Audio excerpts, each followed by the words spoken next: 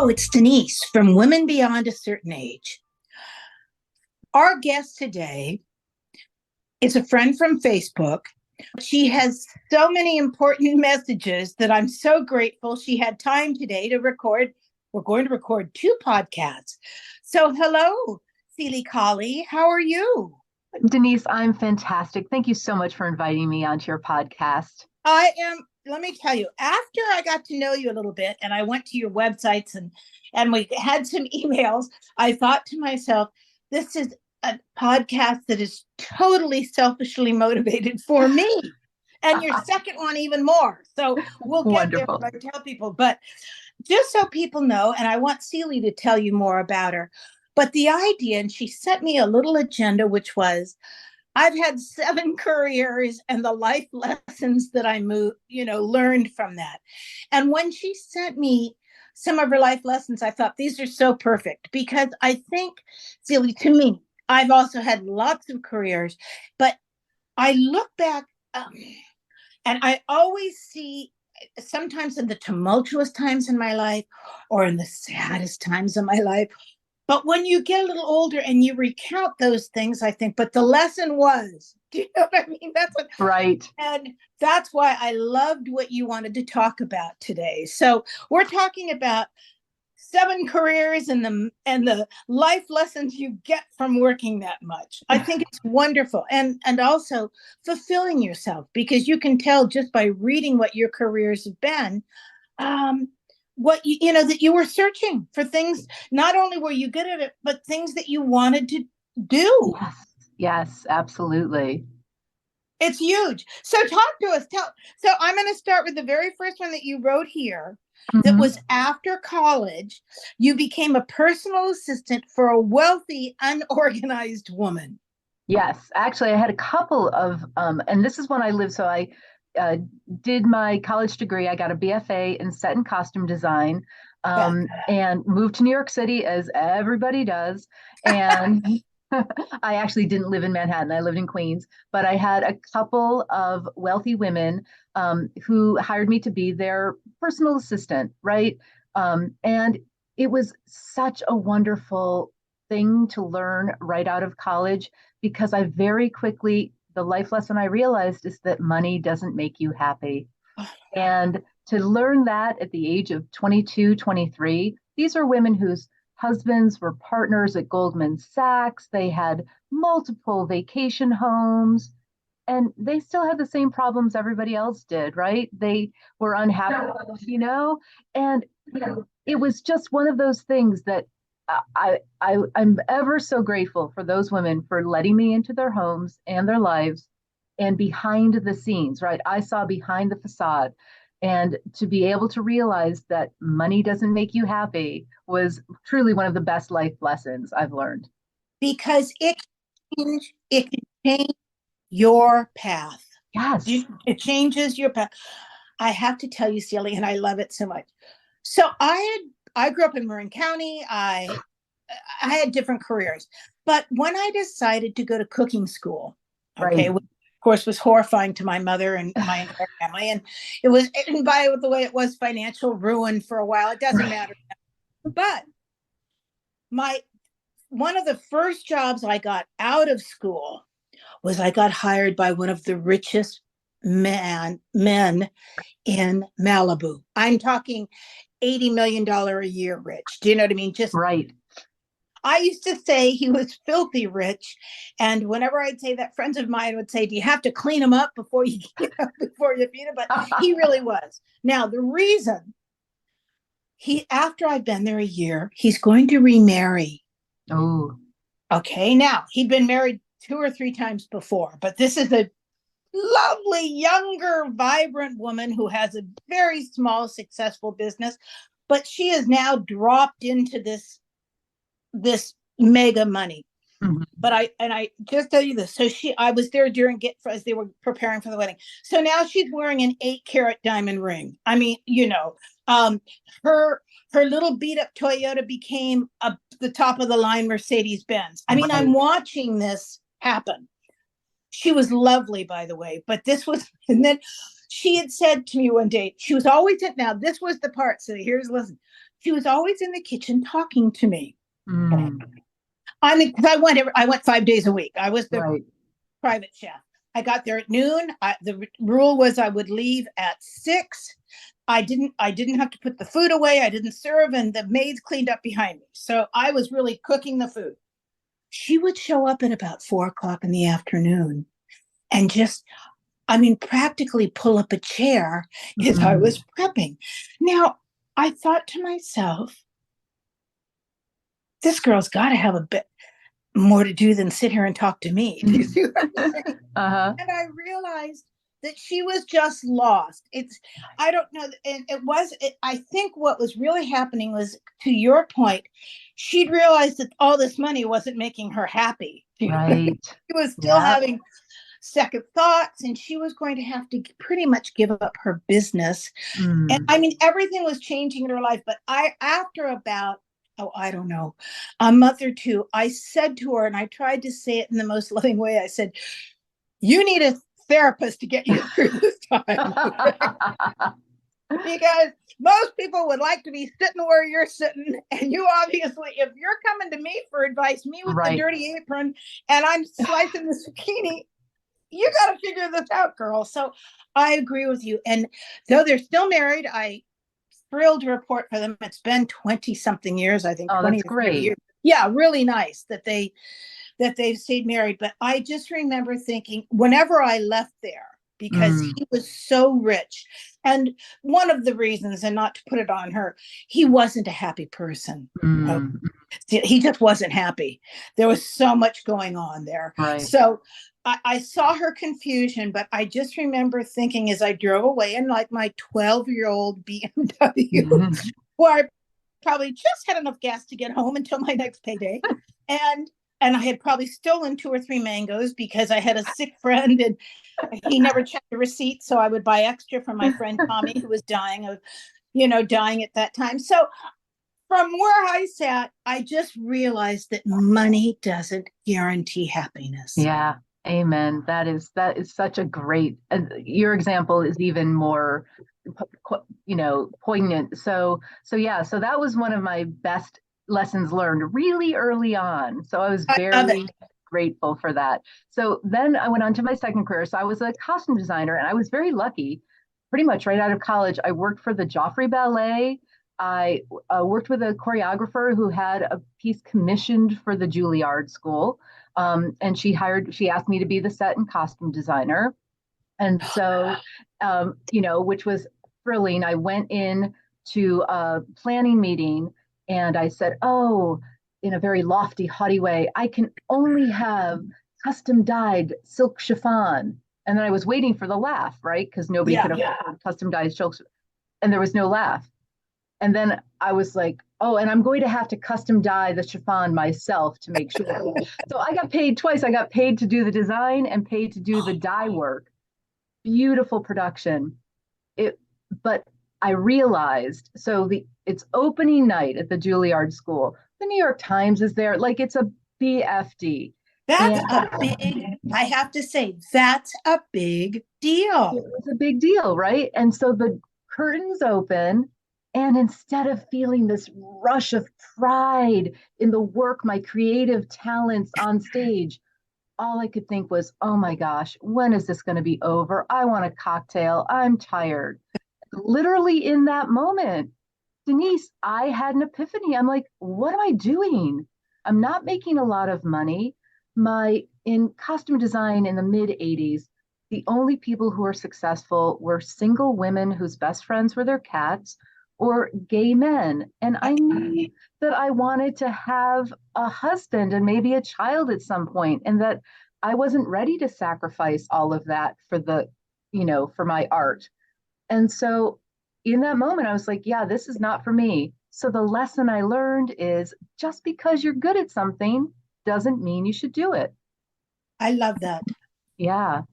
And it was big. And that choreographer actually got a commission at Seattle Ballet. And she was so excited. She's like, oh, we're going to Seattle. I'm like, you're going to Seattle. And Such a fabulous point. And C.Lee, I just had this conversation, and just when you say that, So I got out of cooking school and now I'm working and now I'm making some money and my career is going well. But I just had a dear friend lunch with a dear friend from high school, and we've stayed friends. And she said to me, "Oh yeah, I remember that time. You were looking for a husband." And she said it to me because I'd been from my first husband, I'd been divorced for almost 14 years. And Mm-hmm. as we were sitting there, I thought to myself, yeah, she's absolutely right. Because, like what you just said, Celia, and this is all about choices. And Yeah. I wanted a home and Yeah. I wanted a husband. And Yeah. she's not married, never married. And she even said to me, well, I have a home. I said, but I didn't see it like that. Do you know what I Right. mean? Yes. From where I was from, and my mother and my parents' very successful marriage, I saw a husband in my Right. future. Right. So and we've been married for 30 years. So I see your point. Boy, that must have kind of almost knocked you down after having completed all that Right. work for a moment and then realizing. Exactly. It was yeah, it was a little, it was interesting. It was an interesting time of transition. So at the same time, I was also working off Broadway on Driving Miss Daisy. I was actually Morgan Freeman's mistress. Now, I was his wardrobe mistress. I don't know what you were thinking. I saw him in his underwear 8 times a week. And he was delightful. It was a wonderful production off Broadway. And that was a great example of, backstage, everything has to happen precisely right. The props, the clothing changes, everything. And that was when I really realized that the more routine I could place in my life, the better my life lived, right? Even though I was working, uh, you know, Tuesday through Sunday, I still, if I could get up at the same time, try to get to bed at the same time, it just made a difference. And it's, I feel like all of the lessons really lead to where, it all makes sense when you're of a certain age and you can look backward and understand it. You're absolutely right. I am a very routine person, silly. So when I read what you'd written, I I totally agree. And it's also because I've always been ADD, ADHD, they call it now. Right. Always. I mean, from early in my life.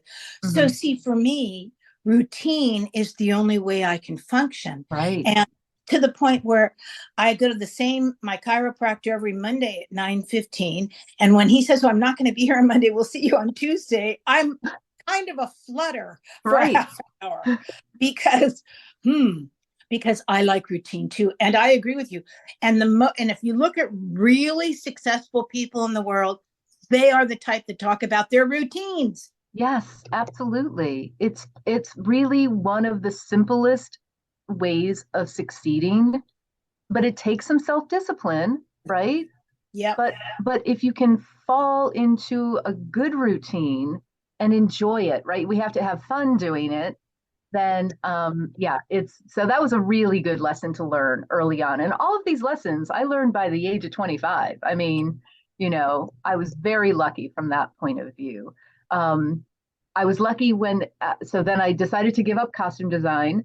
Um, and I worked in retail. My husband and I moved to Boston and I got a job at Chanel. And then I've also worked at the Chanel boutique in Manhattan. And he went on to get his master's and PhD at Cambridge University. So we actually lived in England for most of the 90s. And so I worked in high end retail and it was just amazing. And I know you travel extensively, I and you used to. and you probably have experienced this. Um, you know, in shops in London, customer service, at least in the 90s, was nearly non-existent.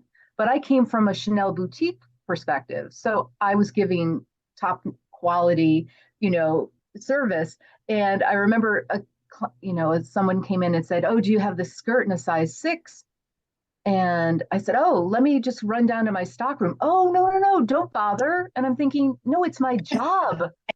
I should know if I have that in a size 6. And so what I did was I created a really simple spreadsheet um, to track inventory of our different lines of clothing, because the store that I worked at, my stockroom was quite a distance away, and I shared it with my other managers. And this was not a crazy thing. Like I'd have to. This was before spreadsheets on Excel, or at least I knew about them. So I was Xeroxing it and mailing it to my colleagues, and I was actually honored with like a gold award for a simple spreadsheet. And so that's when I also realized that simple systems make a difference, right? The effort to maintain that inventory sheet was so much easier than running back and forth to my stockroom. And it made me a better salesperson. And my branch won awards and I won more money. Like, there was a real reward for that, for realizing that simple system. So I'm sure you have examples of systems in your life as well. And you know what? Again, C.Lee, they were just for me. Do you see what I'm saying? I mean, really, I got to this kitchen that I became the executive chef, and it was my first really big job. And I all of a sudden I had a gas allowance and a salary, and they were paying for my medical benefits. Do you know what I mean? This was, yeah. And I was a woman, and it was a very prestigious catering company. So but I'll never forget. And I think it's so simple. The general manager came in with an invoice. So I would know who the vendors were because something had been checked in the food. It was about a $3 million commissary. So we were doing some business. Yeah. But passed me this invoice, and I noticed on the left-hand side of the desk, I'd just been promoted, there was just this big old basket of crap there. Do you know what I mean? It was just, and I said, well, I wonder where the previous chef had been named Peter. I wonder how Peter's filing system. And I'll never forget that GM said, oh, there's no filing system. Right. And I thought, okay, well, so I took the big old basket of junk home. And of course, I bought some folders and just printed on the vendor's name. Yeah. And I came back with that. I probably put it in a milk crate because that's how we did everything in those days. And I'll never forget the absolute, because it was right before we would turn to a computer program. They were finally coming out. Because I know you know this, C.Lee, if some of our younger listeners, computer program for a catering company or something like that was thousands of dollars. Absolutely. I mean, it was enough that we had one or two computers for the bookkeeper, but they couldn't afford to buy this program. Of course not. So I came in with my little milk crate full of vendor folders, and I'll never forget, they all went, oh God. And they were so impressed, and I thought, oh, this is going to be easy. That's fantastic. It was exactly what you're saying. I was just trying to make some sort of system in all the chaos of ordering. That's all I was trying. Yeah, but what a difference it made. That small effort paid off big time, right? Yes. It's one of those things. So let's see. So I'm up to, I think, 5 careers now. Then we moved back to America in the year 2000, my husband, myself, and our 2-year-old daughter. And I went from, when we lived in England, he was a fellow. We didn't even get to choose where we lived. They were like, here's your apartment. Sure. Great. That was how we lived. We moved back to America, and in a short time, I became a homeowner. And I realized that I had no idea. And this was the early 2000s. Still, we didn't have, I think we might have bought a desktop computer in 2002. So I was inundated with paper. And so I needed to come up with a simple system to keep track of this, right? Lawn service, taxes, we lived in England, we were on national health. All of a sudden I had doctors for me, for him, for our daughter. It was a lot to keep track of. And so that's, when I set up my paper system. But then I also realized when my daughter went to kindergarten, I was like, well, what do I want to be when I grow up, right? I had this opportunity, and that's when I looked back at all of the things I'd been successful at. And I realized that there was a a line through them. And it was that I was organized and that I could get things done on time and on budget. I set up a system, I had my routines, and not only was I organized, but I could teach it to other people. So Fabulous. so that was when I decided to become an organizer. And so it's really interesting because my husband's a lawyer, we'd go to these meetings, dinners, and I'd say, oh, I'm an organizer. And they're like, oh, for which labor union? I'm like, no, like in your closet and pantry, right? It was early on. They just started having the hoarding shows and all of that. So I was so lucky to get into that career where I could be a stay-at-home mom, quote unquote. Yeah. I was there when my daughter went to school. I was there when she got home from school.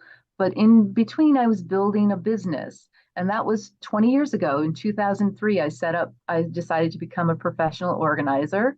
And I was certified in 2007. So there are actually fewer than 400 certified professional organizers worldwide. So that's something I'm quite proud of. I keep up with my continuing education credits. And it's been so satisfying to help people get big transformations. Have you ever used an organizer? I have to tell you, this is C.Lee, so funny. Before, I'm retired now from Yes. food stuff. I still do other things and some a little consulting and writing, but I basically, because when we moved here, where Cindy and I had worked for 20 years, I had a small studio behind my house. Mhm. So we tested recipes there. We had photo shoots there. I mean, everything. Well, when my husband wanted to retire, and then he said, you can retire too, to which I took total offense. I thought, how dare you say that to me? And then I realized he was right. Okay. Right. It was time for me to retire also. Well, I had in the 400 square foot little studio a loft. C.Lee, it would have given you the heebie-jeebies to walk up the stairs. It was bulging. Okay. Mm. Now, paper, past books we'd written. Now, Cindy, who was way above me digitally, always has been, still is, would say things like, we don't need that anymore. And I say, no, don't throw that away. So Cindy would pass me. You should have seen the stuff we threw out. Now, at the very end of my career, a lovely young woman named Jenny came to work for us, and she had worked for several organizers in LA. Great. So she would say on Thursday, because we didn't have a job that day, she'd come in, she had coffees, she had a little treats for Cindy and I, and then she'd say, I'm going up into the loft. And we would both go, I think, oh man, do I have enough insurance for that? And she had stopped at like one of the container places, and she'd say, you need these couple of little containers. I said, fine. When I would go up there 3 or 4 hours later, C.Lee, I couldn't even believe it. Wow. Okay. Yeah. So she had the vision. You have the vision. Yeah. I'm good at routine, and I did it this morning. I write myself a Post-it and put it in my pocket of the 5 or 6 things that I must accomplish. Love that. But I don't always have the vision where there can be piles of cookbooks and stuff around me, and I just kind of dance over them. Well, I think this is the other thing, that I do think that there is an innate ability. Some people that have, just as my husband can speak languages, I can barely speak English. It's one of these things. I do think that I have a spatial awareness, and I think you have a flavor awareness, right? Yeah, no, there are certain things that I have a color awareness. I'm excellent at color. Okay. Yeah. I mean, I have been, but no, you're right. Sometimes when I come up into my office now, this is my retirement office, but I'm in here a lot. I love it. My computer's in here. I do some writing. I talk to Cindy and I Zoom. We do the podcast. But sometimes I look at it and I think, oh, that whole stack that's sitting there just needs to go away. Right. And then I sit down and do it. But I can't tell you, C.Lee, and we're going to talk about this in your next podcast. And I want people to know, C.Lee, we're not done, but C.Lee is going to talk about her organizing system called the Paper Cleanse, which I think is the most brilliant thing I've ever heard. And this story, I'll probably repeat it, but it bears repeating. Cindy, we come back from a job, C.Lee. Okay. Now the job is done. I've billed them. but I want the paperwork until I bill them and get paid, because people's names are on call sheets and there Sure. may be a deal memo, all of that. When that was over and I'm paid, did I shred those things? No. Right. No. And Cindy sometimes would pass me the papers and she'd worked all day. They had food on them, C.Lee. They were dirty. They were nasty. Were so they smelled and they had coffee stains, and I would still not let go of the papers. Do you see Right. what I'm saying? Right. So Well, I do just so you think, know, yeah. the reason you're successful is there are people we can't let go of certain things. Yeah. I'm not a hoarder. No. I had a garage sale and an estate sale, and I gave stuff away and I donated Sure. stuff, but I have issues sometimes. Well, and I think you are not unique in that way. So, and your parents weren't able to teach you how to organize the paper No. because they didn't have that much paper, right? It's just Right. we've really come into a different phase. So yeah, I think give yourself grace, Denise. Don't worry. Okay. You are with the majority of people in the world. I know I am, because I have dear friends, and they've been guests on this podcast, that say it over and over again, and they don't even know they're saying it. Like, they'll text me and they'll go, "Oh, I want to come on the podcast next week, but this week I'm cleaning out my office." And I say, "You've been saying that for 2 years." But we're all, thank you for what you. Yes. It's not things, and some things do not don't come naturally, like throwing out or putting it in. The biggest thing I've done here in this house, we've been here now 3.5 years. I have 2 big boxes in my garage next to the garage door. One says Goodwill, one says Habitat for Humanity. Beautiful. And everything, when it's something good, I put it in Habitat for Humanity, because they sell stuff or they give it to people that need it. Goodwill will repair some of the stuff.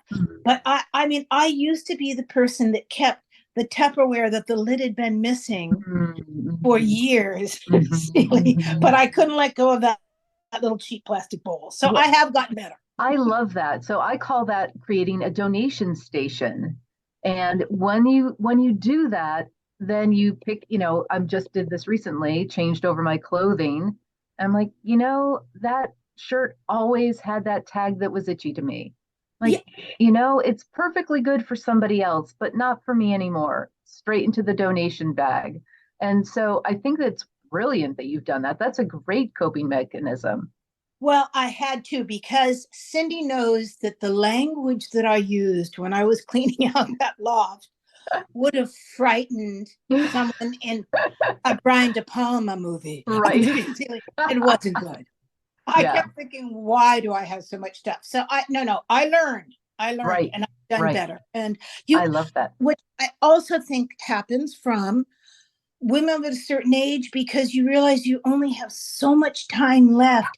You don't want to be tripping over stuff that's no longer necessary. No, that is so valid. I absolutely agree with that. So that it's actually easy, because then we're going to skip through. So I've been an organizer for 20 years.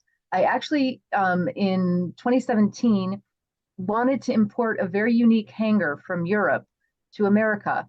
And I actually won a HSN American Dreams competition. I went to a symposium. Damon John was speaking. It was a really big deal. I pitched my hangers. I won a pitch competition. I was ready. And what was great about it was that, so I was thinking, oh, maybe I'm going to transition out of this organizing thing and import these hangers full time. Yeah. Then pandemic happened. And what did everybody do? Everybody cleared out their closets.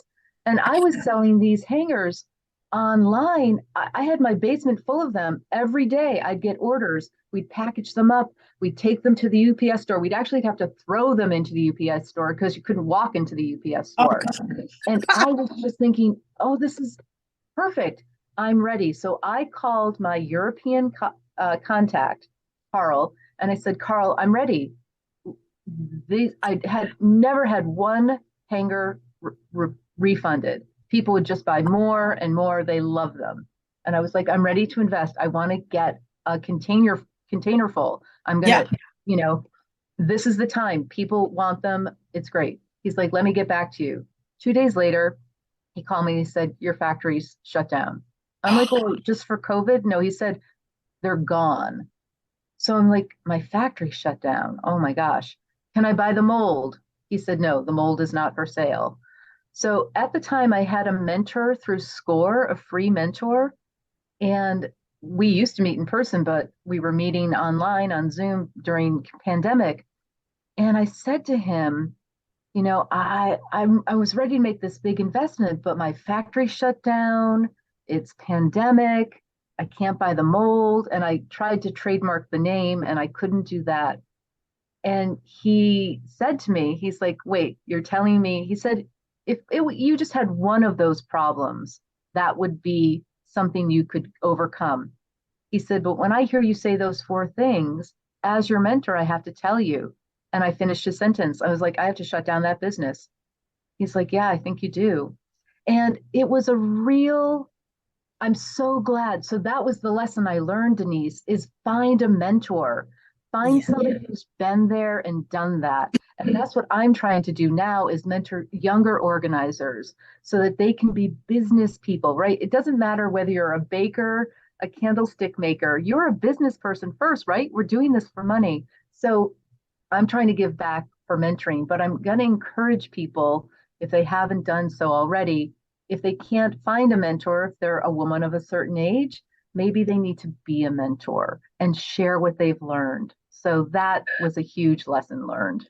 That's, I have to tell you, brilliant. And I just want to say one thing, brilliant. And boy, I can see you now that I know you a little bit. I can see how you are moving full of it. SCORE. If people don't know about SCORE, Yeah. you tell them, because I just want to say, when I started my very first catering business, after I quit the big, Mm-hmm. again, financial ruin, Yeah. there was a lot of financial ruin in the beginning of my life. After I quit a really prestigious, high paying, full benefits job to open my own catering business, I went to SCORE. Yes. And it's SCORE stands, I'm not even sure, it stands for Senior.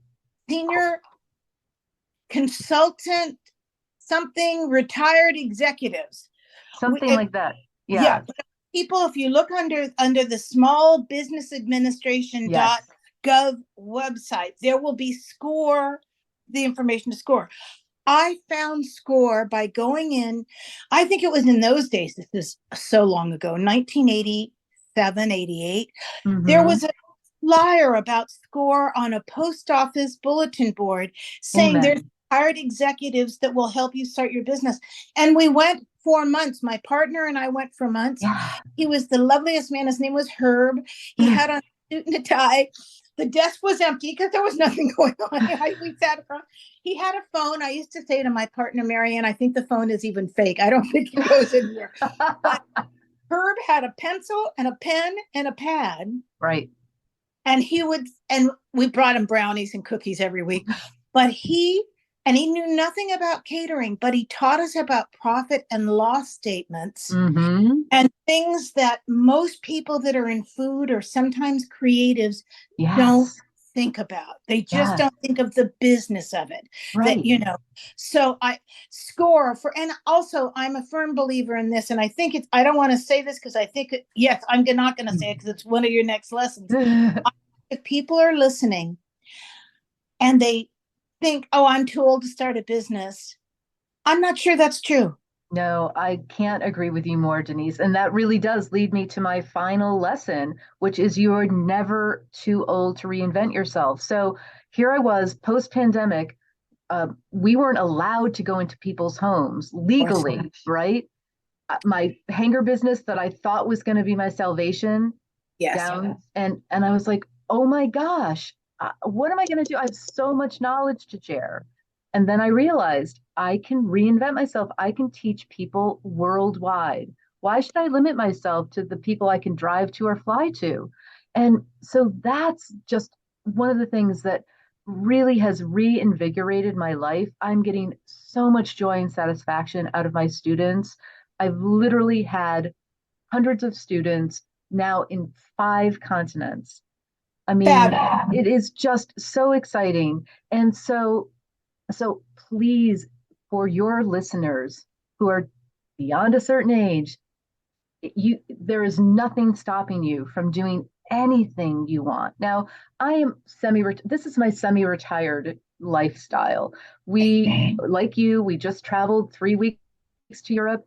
I want to have the freedom to do that. I can do that with this online business. Yes, I had to get up at 1 a.m. in Berlin to do a Q&A for my students, but they were so delighted. They showed up and I lived to tell the tale. But it's wonderful when you realize that age does not restrict you from anything. It doesn't. And I think the most important thing, and this is hard, I think, and very hard sometimes for women, and especially if you say you're retired, people just, their eyes glaze over and they move to the next person at the table. Do you know what I mean? Yeah. But I think that truer words are unspoken. Online today, I always say this about businesses, if you see a niche and it's something that you have the wisdom, the experience, and the knowledge about, then how awful not to share that with people. That's all. Exactly. Yeah. How awful not to share that with people. I mean, there's a certain amount of, Cindy and I have a little Facebook group, but I think there's like 6, 7, 8,000 members now from the book that we wrote, the Food Stylist Handbook. Yeah. Now, it's not really active all the time, but we set it up, and the whole premise was, if people that are food stylists have a difficult question with a shoot coming up, they should contact, and we'll workshop it. Yes. And put it out there, and you should see the answers. I mean, great answers. There'll be 10 or 12 experienced stylists that say, I do it this way. This is the knife I use. I put it in the freezer first. I get it from this bakery. Don't use that. That makes it, everybody. So when you piecemeal together about 10 experienced people's information on a hamburger bun, trust me, you're the master. Oh my gosh, Denise, that's such a great example. And this is what I say. I say always, together we are better, right?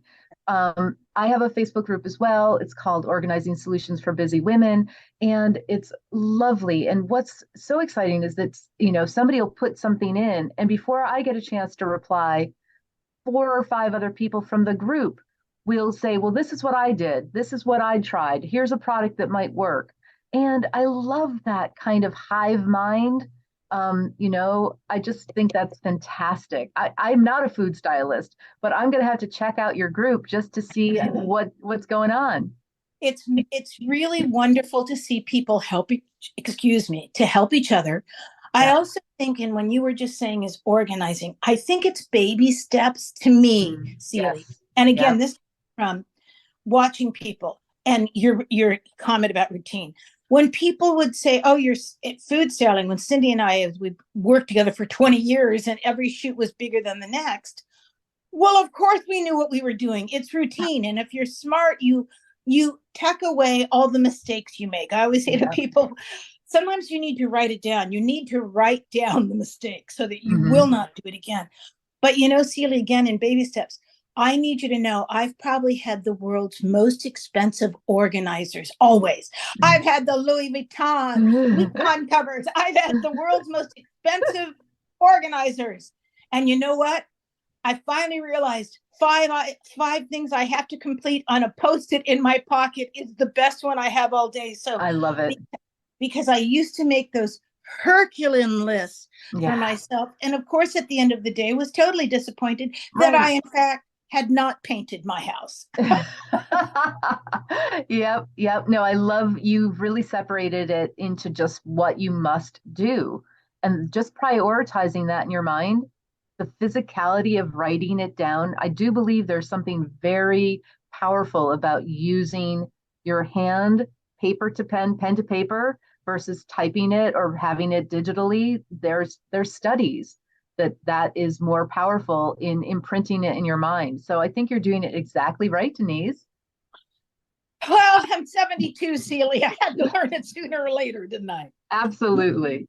Now, for our audience, as always, when we broadcast C.Lee's podcast, all her information will be there. We are also going to record a second podcast, and I say it again, and this one is going to be about C.Lee's course called The Paper Cleanse. And you know what I loved about when C.Lee and I texted and emailed each other over the weekend, setting this up for today. And when you said to me, and it doesn't involve a lot of digital scanning, because that's not the age group of the women who come to me. And see, this is something, and see, I mean, I see it every single day, okay, every day in my life. Cindy was younger than me and also learned computers. She'd been a graphic designer. So Cindy had so much more knowledge than I going into it. And so Cindy did all the technical stuff. So when all of a sudden I retired and here I was in my office, Kenny, my husband, saying, well, did you take care of that? I'd say, no, that's usually a form Cindy would take care of. Or I'd say, no, that's not going to happen today. So, but by you saying that, and I have learned actually how to scan, I made myself only because my husband bought like a $40,000 printer that has a scan button. But it's not easy. And that's another point. As we age, people, do you have the interest in learning things? You want to make changes, but sometimes when it's tech and stuff, people are just afraid. So for you, when you said that it doesn't involve that, I know that the principles of the paper cleanse are helping to organize without depending on a lot of technical skills. Exactly. That's exactly right, Denise. Because I think you said this, and I call myself a digital dinosaur. Yes. I always love it when I say to my husband sometimes, he goes, why did you print that out? I said, because I have to fill it out with a pen and paper first, and then I'll do it on the computer. So yes, some things take me twice as long, but you know, but at least I do it correctly. Exactly. You get it done. And I'm not frustrating myself. I can't tell you the time. And Cindy would be so patient with me. And then once in a while we hired someone who had as she used to say about herself, that they put a laptop in her crib when she was 3. And when we looked dinosaurs, we looked worse than what's older than a dinosaur. But we've tried to keep up. It's not easy. No, it's really, really not. So I can't thank you enough for letting me share these life lessons with your listeners. What a delight it has been. And I think that when you look back, we've probably all had these life lessons, or hopefully have learned them when we are beyond a certain age. Yeah, thank you so much for your time. I look forward to recording a second podcast with you. People that listen to us, thank you. My God, we've had so many comments lately, so many incredible people texting saying, oh, Denise, I love the last couple of podcasts. Of course, I can't remember what the last couple of podcasts are, so I have to go to my Facebook page and read them, or listen to them myself. I want to thank people. If you have anything you want to tell us, it's womanbeyond@icloud.com. Cindy handles all the complaints, just like all the forms. But I thank everyone that listens, and I hope that there's some value to it, because it's really fun. And like C.Lee today, I got so much value over the weekend of reading your life lessons, because sometimes in our very confusing lives, we haven't even been able to recognize our own growth. That's what I. Yep.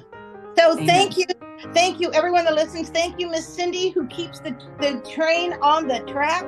And we'll see you again. Bye-bye. Bye-bye.